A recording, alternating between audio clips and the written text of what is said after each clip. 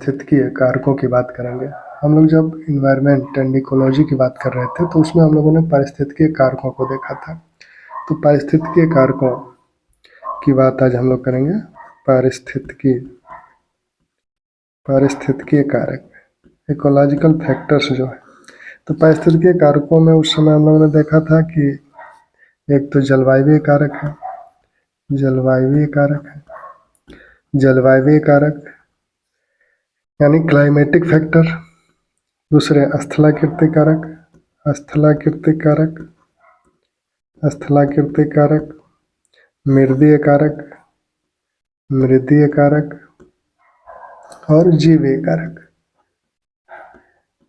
कारक। ये पारिस्थितिकी को प्रभावित करते हैं। यूँ कहिए कि इन्हीं से मिलकर पर्यावरण बनता है या पारिस्थितिकी या वातावरण बनता है।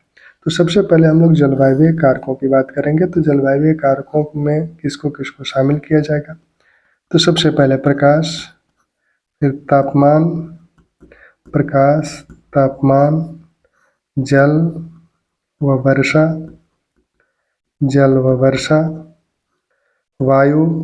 वायुदाब, वाष्पन, ये सारी चीज़ें जलवायु कारक में शामिल होंगी। प्रकाश की बात हम लोग सबसे पहले करेंगे।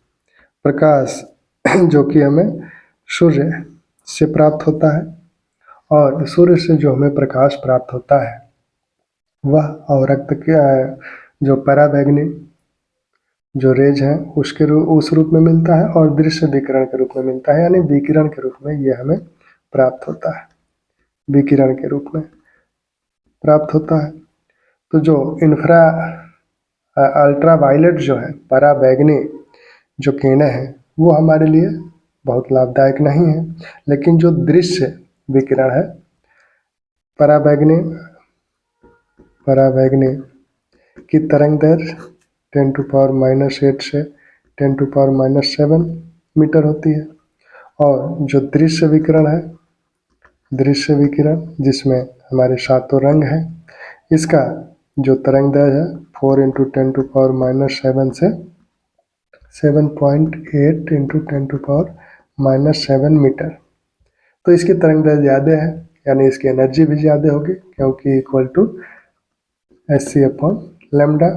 तो तरंग दैर्घ्य जितनी कम होगी इसकी तरंग दैर्घ्य कम है, इसकी तरंग दैर्घ्य ज़्यादा है। तो तरंग दैर्घ्य जितनी कम होगी उसकी एनर्जी उतनी अधिक होगी। तो दृश्य विकिरण में ही हमारे 7 रंग आ जाते हैं। अब 7 रंग का जो तरंग दैर्घ्य के दृष्टिकोण से जो क्रम है वो है बैजनी पीनाला,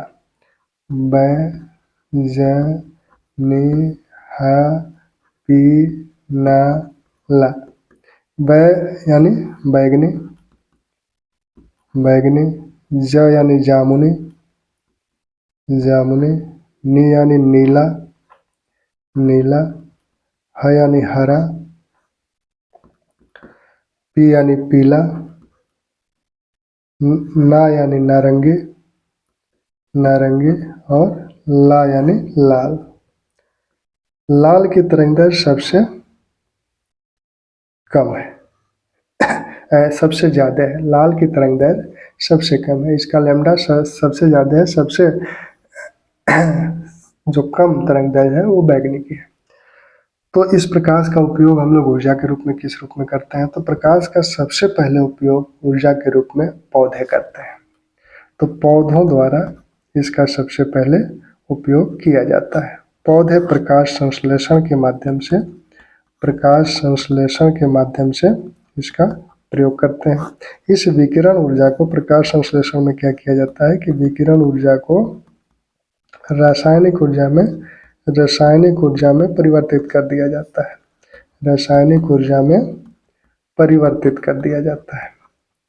परिवर्तित किया जाता है। ठीक। तो विकिरण ऊर्जा को रासायनिक ऊर्जा में प्रकाश संश्लेषण के माध्यम से पौधों द्वारा परिवर्तित किया जाता है। अब इस प्रकाश संश्लेषण के माध्यम से पौधे अपना भोजन बनाते हैं, ग्लूकोज बनाते हैं, वो अपना भोजन बनाते हैं, और इसके बाद क्या करते हैं कि हमें ऑक्सीजन देते हैं, और फिर पौधों को विभिन्न जीव जंतु खा के अपना भोजन बनाते हैं।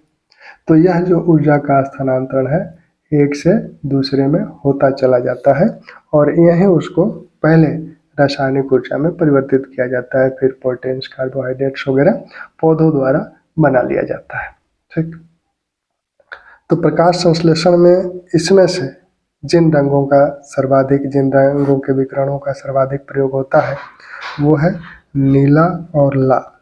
तो प्रकाश संश्लेषण में नीला और लाल रंग के विकिरण का प्रयोग किया जाता है पौधों द्वारा। पौधों की पत्तियों पर पर्णहरित या क्लोरोफिल पाया जाता है। पौधे प्रकाश संश्लेषण कैसे करते हैं? पर्णहरित के माध्यम से। पर्णहरित यानी क्लोरोफिल के माध्यम से वो प्रकाश संश्लेषण की क्रिया करते हैं और जो CO2 है और जल को क्या करते हैं कि वो प्रकाश के माध्यम से ग्लूकोज में परिवर्तित करते हैं और जल और ऑक्सीजन हमें देते हैं। ठीक, तो ये दो, हालांकि जल भी महत्वपूर्ण है लेकिन ये दो महत्वपूर्ण चीज़ें हैं। यही ग्लूकोज है C6H12O6। पत्तियों में मेसोफिल कोशिकाएं होती हैं। पत्तियों में मेसोफिल कोशिकाएं होती हैं और इन्हीं कोशिकाओं के भित्तियों के साथ क्लोरोप्लास्ट लगा रहता है। यही मेसोफिल कोशिकाओं में क्लोरोप्लास्ट होता है और यह क्लोरोप्लास्ट क्या करता है? यही प्रकाश को प्राप्त करता है। अब क्लोरोप्लास्ट में क्या होता है? क्लोरोप्लास्ट में एक झिल्ली तंत्र होता है,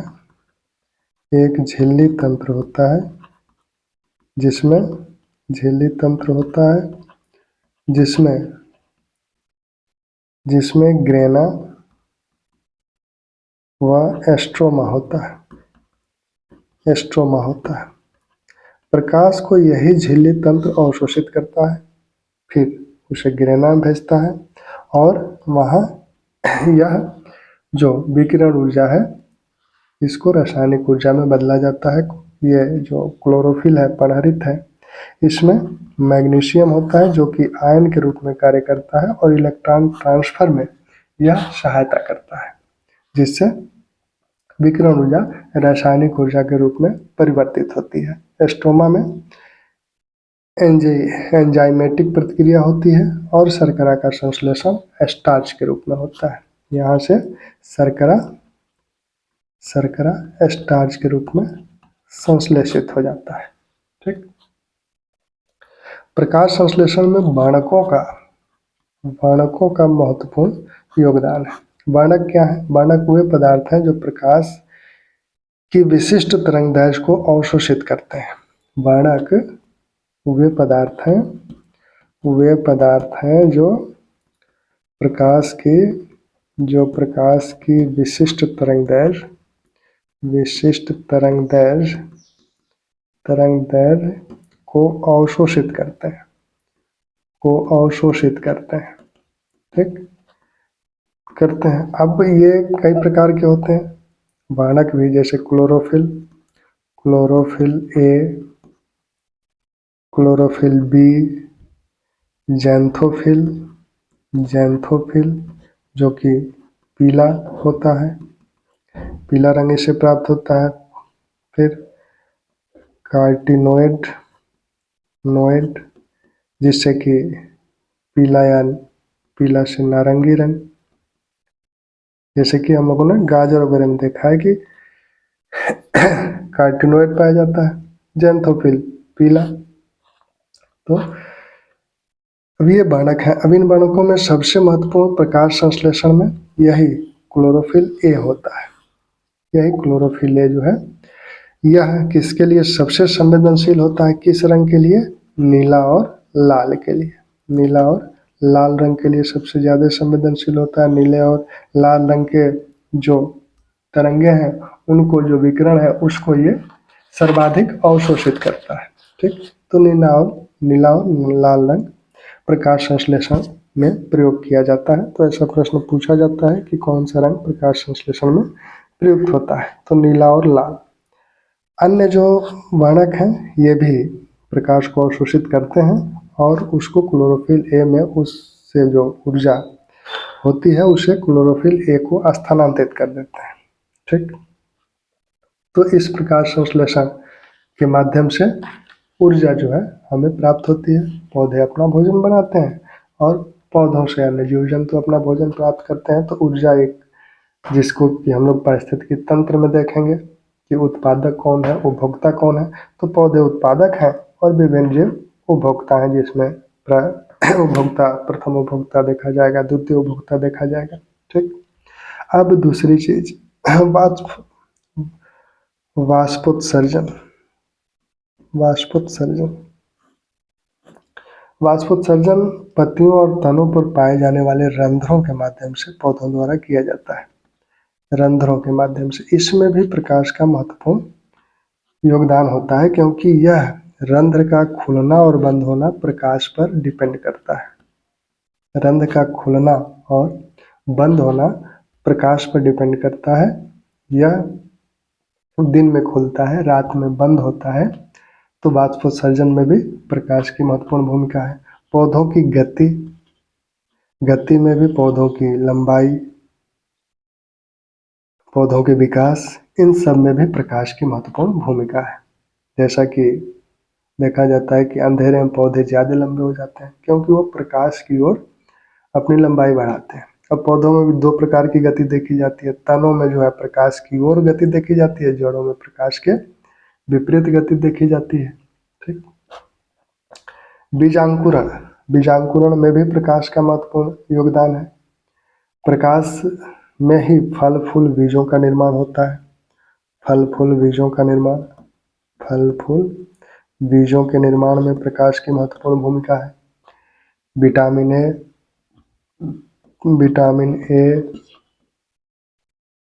कैरोटेन्स के निर्माण में प्रकाश की महत्वपूर्ण भूमिका है। वृद्धि हार्मोन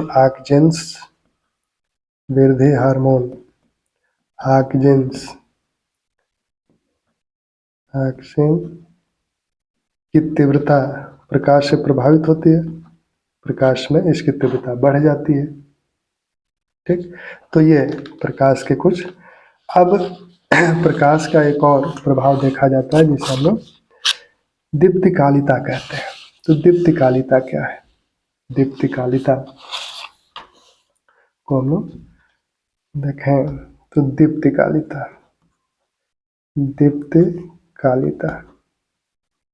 जिसे फोटो पेरियोडिज्म कहा जाता है।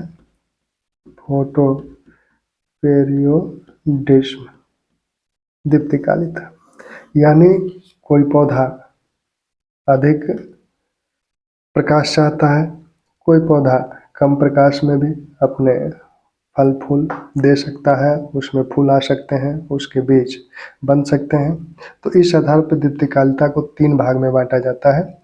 एक दीर्घ दीप्तिकाली पौधे, जिसमें गेहूं, जौ, मटर, आलू इस तरह के पौधे आते हैं, पालक, ये सब पौधे दीर्घ दीप्तिकाली हैं। इन्हें अधिक प्रकाश की, यानी दिन में लंबा दिन और छोटी रातें इन पौधों के लिए जरूरी होती हैं। लंबे दिन की आवश्यकता होती है, यानी प्रकाश अधिक समय तक इनको मिले, तभी इनमें फूल आते हैं और इनमें फल बनते हैं या बीज बनते हैं। अल्प दीप्तिकाली पौधे वो हैं जिनमें दिन छोटा हो और रात्रि बड़ी हो। उन्हें कम प्रकाश की आवश्यकता होती है, जिसमें सोयाबीन है, कपास है, चावल है और मूंग है, ज्वार है। तो ये सब जो है वो अल्प दीप्तिकाली पौधे हैं, इसमें इनको दिन छोटा हो और रातें बड़ी हो। जैसा कि हम लोग देखते भी हैं कि चावल कब उगाया जाता है? जब अब दिन छोटा होने लगता है और रात्रि बड़े होने लगती है। गेहूँ के जब फूल आते हैं तब उसमें क्या देखा जाता है कि दिन बड़ा होने लगता है और रातें छोटी होने लगती हैं। कुछ पौधे उदासीन होते हैं प्रकाश के प्रति, कोई फर्क नहीं पड़ता दिन हो रहा है रात हो रहा है, जैसे टमाटर है, मिर्च है, सूरजमुखी। ठीक, तो ये इनको पूछा जा सकता है कि दीर्घदीप्ति निम्न में से कौन दीर्घदीप्तिकाली है, कौन अल्पदीप्तिकाली है। ठीक, अब तापमान का क्या प्रभाव होता है? तापमान का पौधों और जंतुओं पर क्या प्रभाव पड़ता है? तो तापमान का प्रभाव एंजाइम्स पर पड़ता है। एंजाइम्स पर क्या प्रभाव पड़ता है कि एंजाइम 25 से 35 डिग्री सेंटीग्रेड तापमान पर अधिकतम क्रियाशील होते हैं। एंजाइम 25 से 35 डिग्री सेंटीग्रेड तापमान पर अधिकतम क्रियाशील होते हैं। ठीक, 0 डिग्री सेंटीग्रेड से नीचे निष्क्रिय हो जाते हैं, निष्क्रिय होते हैं लेकिन नष्ट नहीं होते, नष्ट नहीं होते,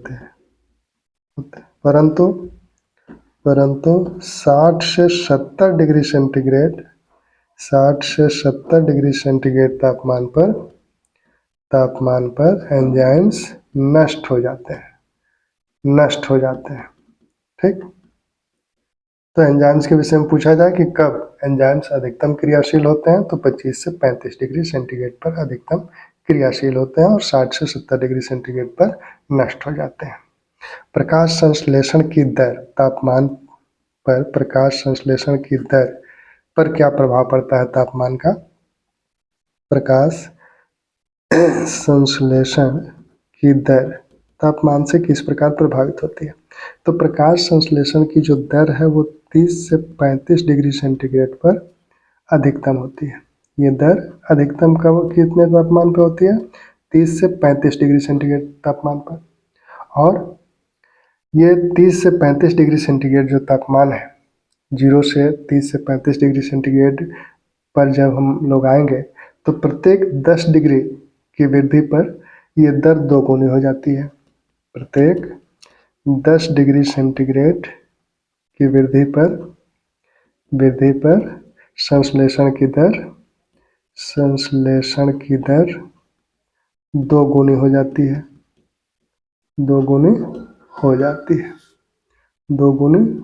है, ठीक। अब श्वसन पर तापमान का क्या प्रभाव पड़ता है? तो श्वसन भी तेज हो जाएगा। 30 डिग्री सेंटीग्रेड पर श्वसन की दर अधिकतम होती है। 30 डिग्री सेंटीग्रेड पर श्वसन की दर अधिकतम होती है। 0 से 30 डिग्री सेंटीग्रेड पर जब हम आएंगे, पर प्रत्येक 10 डिग्री सेंटीग्रेड की वृद्धि पर यह 2 से ढाई गुना बढ़ेगा, ठीक। वाष्पोत्सर्जन पर तापमान का क्या प्रभाव होगा?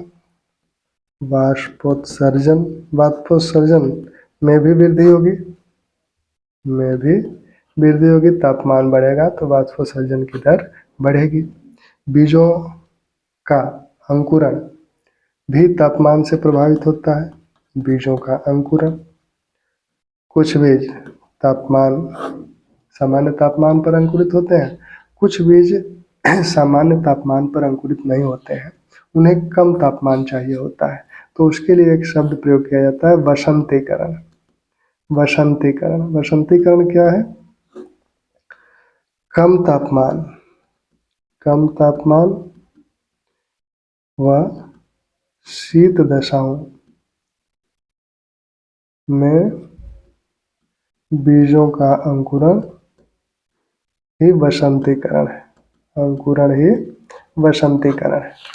कम तापमान व शीत दशाओं में बीजों का अंकुरण ही वसंतीकरण है। अब कुछ पौधों को तापमान के हिसाब से वर्गीकृत किया जाता है, जैसे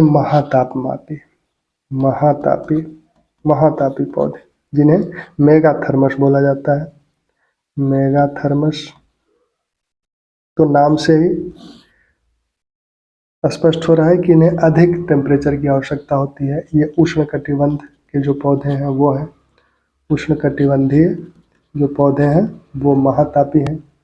मध्यतापी, मध्यम तापी या मध्यतापी, जिसे मेसोथर्मस बोला जाता है, मेसोथर्मस बोला जाता है।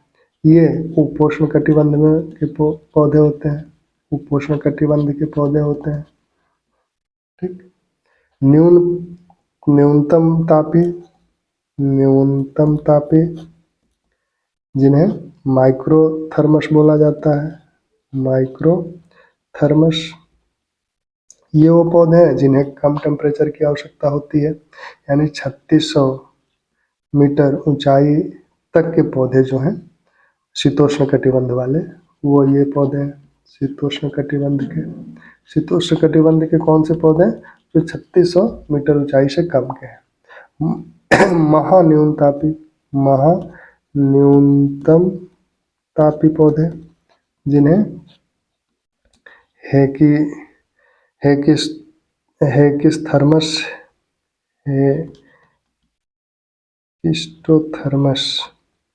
बोला जाता है।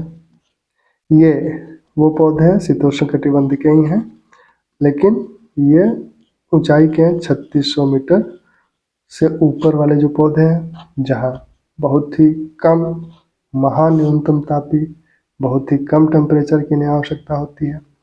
एक शब्दावली टेम्परेचर के संदर्भ में और आती है, एस्टेनोथर्मल।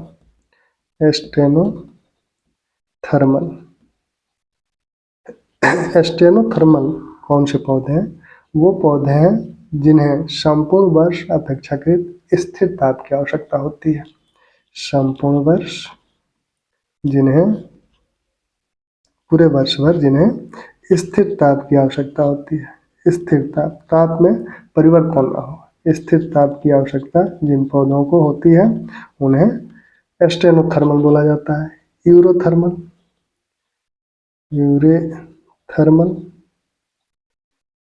यूरीथर्मल वो पौधे हैं जिन्हें तापक्रम में होने वाले परिवर्तन का कोई असर इन पर नहीं पड़ता है, यानी पूरे वर्ष तापक्रम में होने वाले परिवर्तन को सह लेते हैं। परिवर्तन को सह लेने वाले पौधे यूरीथर्मल कहलाते हैं। ठीक। तो हम लोगों ने प्रकाश और तापमान, जो पारिस्थितिकी कारक, जलवायु कारक में दो महत्वपूर्ण कारक हैं, प्रकाश और तापमान, उसको हम लोगों ने देखा। आगे अन्य कारकों को हम लोग देखेंगे।